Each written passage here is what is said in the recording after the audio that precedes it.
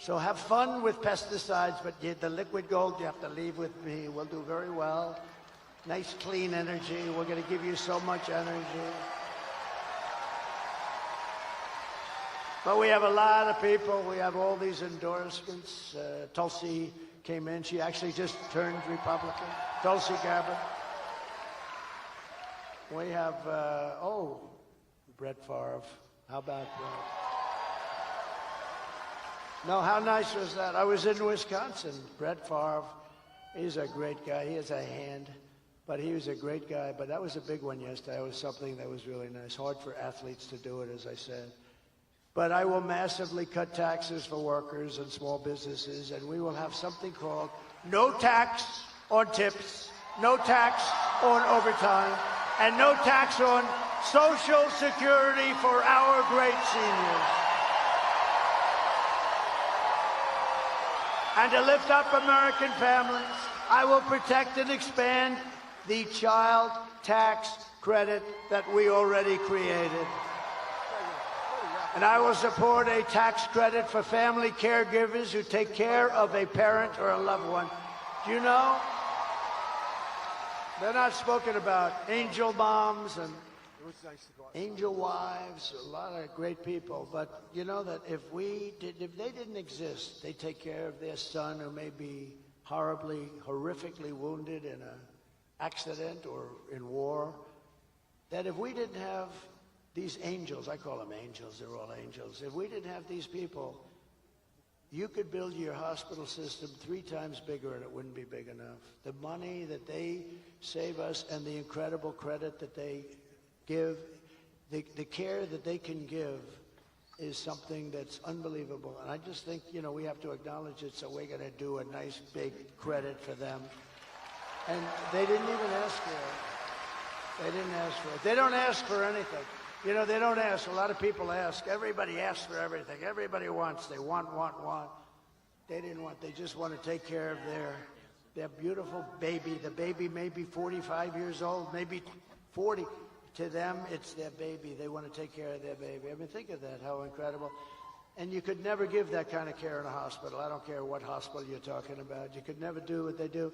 But you'd have to triple your hospitals, and you wouldn't be able to do that. And it could never be what they give. So it's pretty amazing. So we're going to take care of them, right? It's going to be good. We have so much liquid gold. We'll just take a little bit of extra. Think of it. More than Saudi Arabia. And I had approved, and then Biden ended it, Anwar. Anwar is the biggest fund. It's in Alaska. The biggest, every president for years. Ronald Reagan couldn't get it done. Nobody could get it done. They all tried. I got it done, all set. This guy gets in. He gets in and he terminated it, like immediately he terminated it. But we're going to get that going. That would supply all of Asia. It would supply all parts of Europe. We would make so much money. We have such great wealth. But we have to use it. We don't need to buy our oil from Venezuela. Can you believe it? To rapidly reduce inflation, I will end Kamala's war on American energy, and we will drill, baby, drill. We're going to be drilling.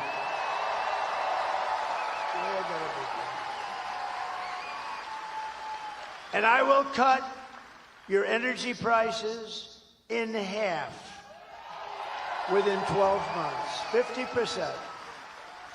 12 months from January 20th, that's when we assume the office of president, assuming we win. We got to win. You got to get out. You got to vote. Crazier things have happened. You got to get out and vote. Otherwise, we didn't win anything yet. All we're doing is we have a nice lead. We're heading down the home stretch. But you got to get out. You got to vote. You got to bring everybody you know. Just make it. And by the way, the bigger the victory, the more it looks like we can do the kind of things we want. So.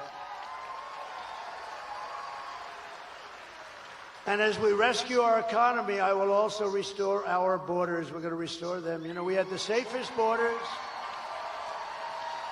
And would you drop, if you have it, drop my all-time favorite chart. I love this chart. I love this chart. I wouldn't be here if it wasn't for this chart. Where the hell?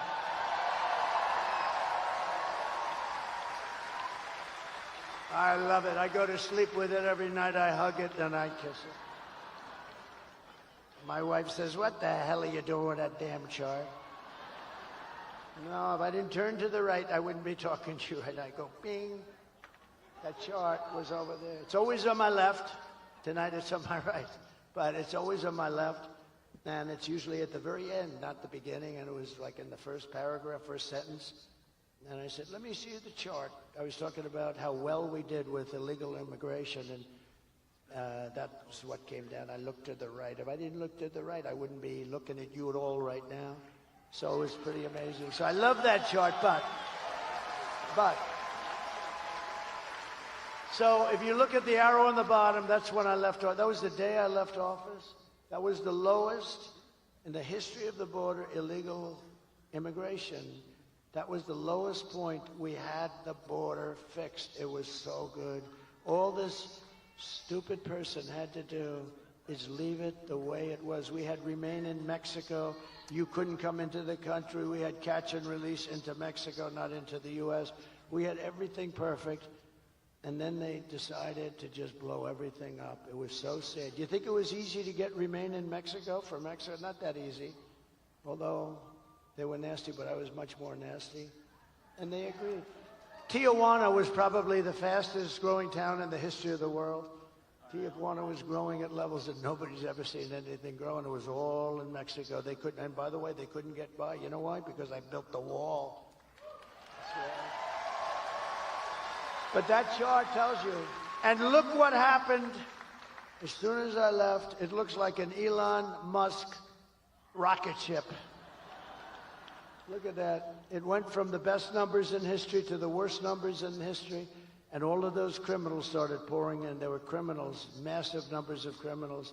And I said that was going to happen. I know all the guys that head all those countries.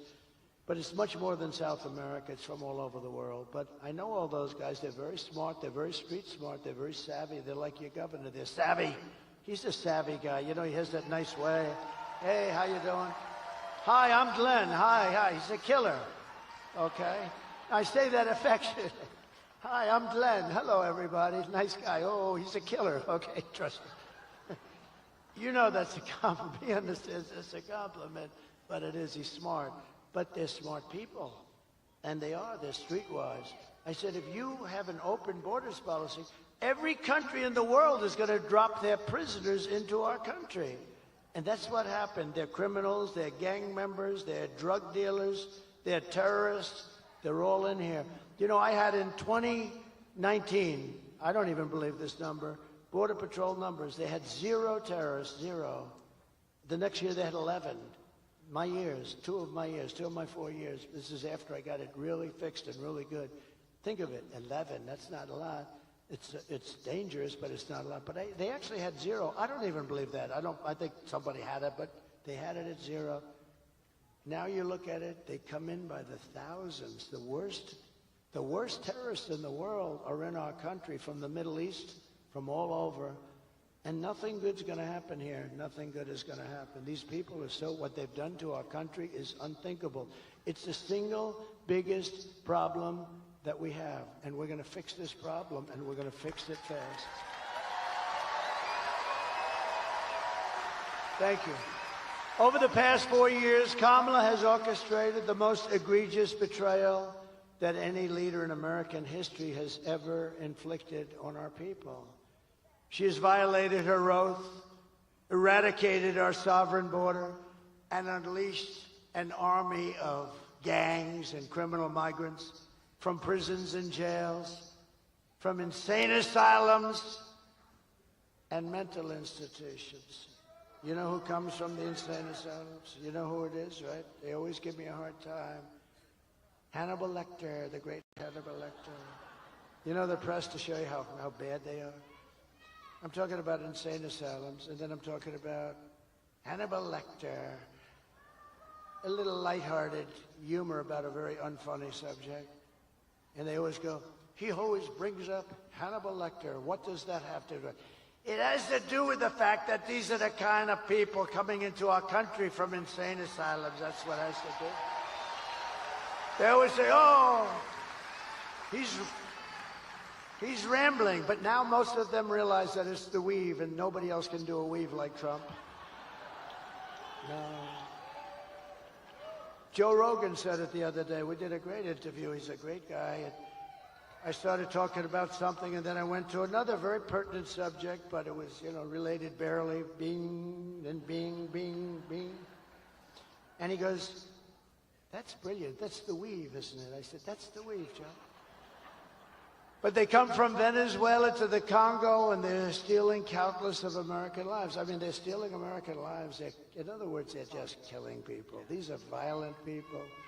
The only thing good is they make our criminals look like nice people. These are killers, and they're just killers. You know all about MS-13. You have an MS-13 problem. I'm going to work with your governor, and we're going to get MS-13 out of Virginia within 1 month. 1 month.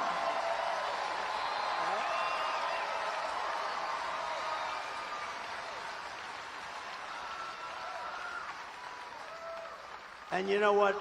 She wants to defund ICE. Think of that. She wants to defund. If we didn't have ICE, I couldn't make that promise. I'll get them down here in force. They're going to clean out this state, and we're going to get them the hell out of here in 1 month. But today I want to hear directly from a mother, and I'd like you to just listen, because this is such a sad thing. This is brand new from a couple of days ago. And the people that I was in a room of people when they first put the tape on, because you have a lot to choose from. There's so much crime and so much horrible crime with the migrant crime. I call it migrant crime. And we saw that. And I had some of the toughest people, and like 75% of them were absolutely crying all over the place. These are men that probably haven't cried since they were a baby. Maybe they didn't cry even then. And they're crying all over the place. But I'd like you to take a look at this, and it's so unnecessary. It should have never happened. Please, thank you. Sunday night, I asked her to not stay up super late because of her coming to work with me in the morning first to do her summer school. She said, okay. I told her good night and I love you.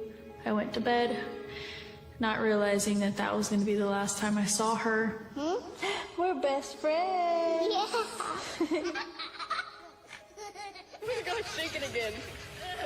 I woke up to notice she wasn't in her bed. I'm in my heart trying not to lose my mind because I don't know where she is.